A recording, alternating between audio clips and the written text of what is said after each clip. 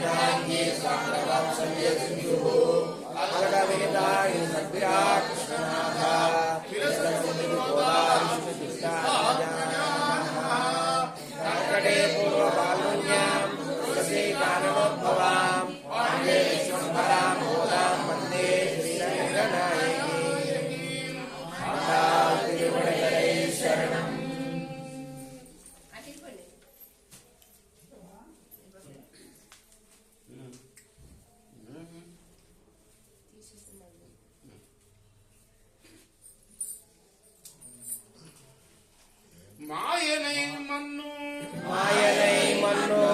வடமதுரை மைந்தனை தூய பெருநீர் யமுனை துறைவனை ஆயர் குலத்தனில் தோன்றும் மணிவிளக்கை ஆயை குடல் விளக்கம் தாமோதரனை தூயோமாய் வந்து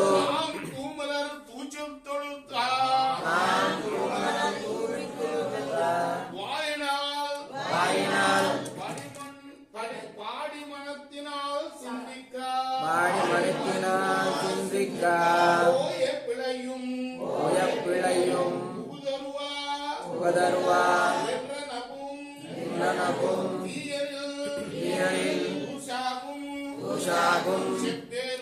చెప్పేలో ఈ పాసరంతో ఉపోద్ఘాతం పూర్తవుతుంది. అంటే ఏంటి, స్వామివారి దగ్గరికి వచ్చేస్తున్నారు. దాదాపు ఆశ్చర్యకరమైన చేష్టలు చేసేవాడు ఎవరు? కృష్ణ భగవాను. అన్ని అవతారాల్లో చూస్తే కృష్ణ భగవానుడు సంపూర్ణ అవతారం అంటారు. ఎందుకంటే ఆయన భగవంతులాగానే ప్రవర్తించారు, మిగతా వాళ్ళ కాకుండా సాక్షాత్తు ప్రతి క్షణం కూడా. కాబట్టి ఆయన చేష్టలన్నీ కూడా ఆశ్చర్యకరంగానే ఉంటాయి, మనకు అంతుపట్టవు కదా. అటువంటి వాడు. అలానే మధురా నగరికి నిర్వాహకుడు ఆయన. రాజు అంటల్లా ఇక్కడ నిర్వాహకుడు అంటే ఎవరు? నిర్వహించేవాడు. పక్కన ఉంటాడు అంతే, పీఠం మీద కూర్చోడు కదా. కృష్ణుడు రాజు కాదు. మరి ఎటువంటిది ఆ మధురా నగరం? ప్రతినిత్యం కూడా భగవత్ సంబంధం కలది. ఎక్కడుంది ఇది? మన దేశానికి ఉత్తర వైపు ఉంది.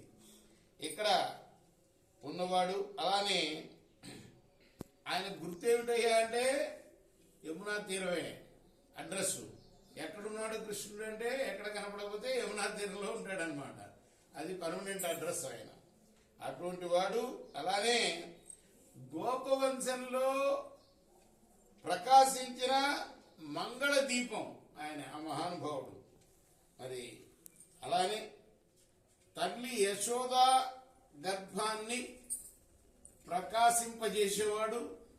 ఆమె చేత తాడు చేత కట్టేయబడ్డవాడు. అటువంటి ఆ కృష్ణ భగవానుడి దగ్గరికి మనందరం కూడాను పవిత్రులమై వచ్చి పరిశుద్ధమైన పువ్వులతో జాగ్రత్తగా చూసుకొని రావాలి. మొన్న ఒక వెంట్రుక వచ్చింది నాకు పూజ చేసేటప్పుడు. ఆడవాళ్ళు ముఖ్యంగా జాగ్రత్తగా తల గట్టిగా ముడేసుకోవాలని ఎందుకు చెప్తారు? దానికోసమే. ఎప్పుడన్నా ఒక వెంట్రుక మనం తెచ్చే పూలల్లో పడే ప్రమాదం ఉంది. అలానే కోసేటప్పుడు కూడా జాగ్రత్తగా తల ముడి పెట్టుకొని కొయ్యాలి. తర్వాత తులసమ్మకి ఏమన్నా అంటుకున్న ఉన్నాయా చూసుకోవాలి. చాలా మహాపాపం, పుణ్యం కాకుండా పాపం వస్తుంది వెంట్రుక ఉంటే. కాబట్టి మరి మనం ఏం చేయాలి? పుష్పాలు ఎటువంటివి? పరిశుద్ధమైన పుష్పాలతో అర్చించి అంజలి ఘటించి మరి నోటితోటి శరీరంతో అంజలి ఘటిస్తాం. మనస వాచ కర్మణ కదా కదా మనసుతో తలుచుకుంటూ ఉంటాము, చేతితో నమస్కరిస్తాము. మరి ఇంకోటి ఉంది ఏమిటది? వాచ. నోటితోటి ఏం చేయాలి? నోటితోటి కీర్తించాలి, మనసారా ధ్యానించాలి, చేతులారా నమస్కరించాలి, నోటి వాక్కుతో కీర్తించాలి. అలా కీర్తించి ధ్యానిస్తే ఏమవుతుంది?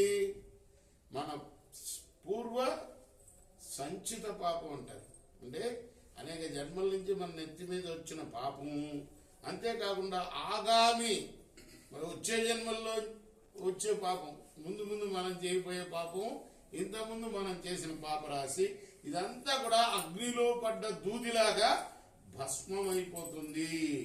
కాబట్టి అందరం మనం భగవంతుడి యొక్క నామాల్ని పాడుదాము అని ఈ పాసురానికి అర్థం. అంటా మనం